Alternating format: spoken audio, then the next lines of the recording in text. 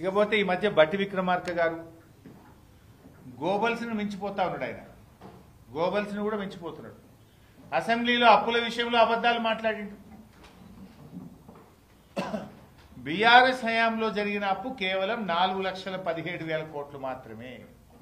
కానీ 6 లక్షలని 7 లక్షలని 8 లక్షలని పూటకో తీరుగా బట్టి గారు మాట్లాడినారు.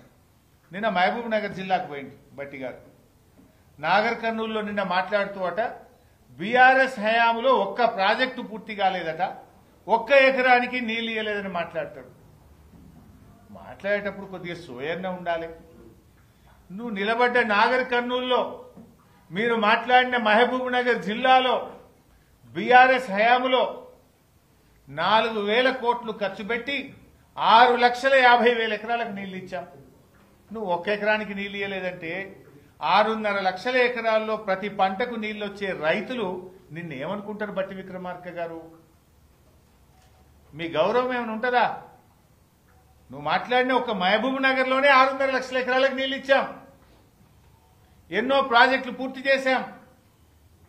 మీరు పడావు పెట్టిన పండబెట్టిన ఆర్డీఎస్ కు పూర్వ వైభవం తెచ్చినాం. తుమ్మిళ్ల లిఫ్ట్ పెట్టి ఆ ఆర్డీఎస్ లో 40,000 ఎకరాలకు నీళ్లు ఇచ్చాం. చెక్ డ్యాములు కట్టాం, చెరువులు బాగా చేశాం. కల్వకుర్తి, నెట్టంపాడు, భీమా, కోయిల్ సాగర్ ప్రాజెక్టులలో పరుగులెత్తించి 6.5 లక్షల ఎకరాలకు నీళ్లు ఇచ్చాం.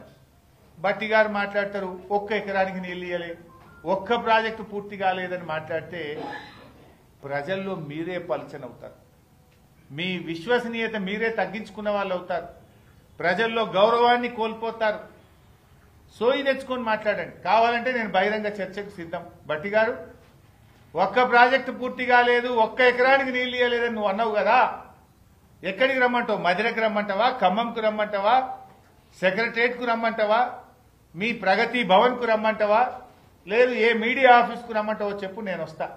ఒక్క ఎకరానికి నీళ్లు ఇయ్యలేదని నువ్వు అన్నావు, ఒక్క ప్రాజెక్టు పూర్తి చేయలేదన్నావు కదా. ఎన్ని ఎకరాలకు నీళ్లు ఇచ్చినామో, ఎన్ని ప్రాజెక్టులు పూర్తి చేసినామో లెక్కలతో సహా నేను వస్తా. మీరు సిద్ధమా అని నేను అడుగుతా ఉన్నా. ఒకవేళ తప్పైతే గౌరవంగా, హుందాగా, నేను తప్పు మాట్లాడినా, పొరపాటు మాట్లాడినా, నా పీఆర్ఓ తప్పు రాసిచ్చిండని చెప్పి క్షమాపణ చెప్పండి. కానీ ఇట్లా వేగ్గా అసెంబ్లీలో అబద్దాలే, బయట కూడా అబద్దాలు మాట్లాడితే ప్రజల్లో మీ విశ్వసనీయత పోతుంది, ప్రజలు మిమ్మల్ని నమ్మకుండా పోతారని చెప్పి బట్టి గారిని నేను కోరుకుంటూ సెలవు.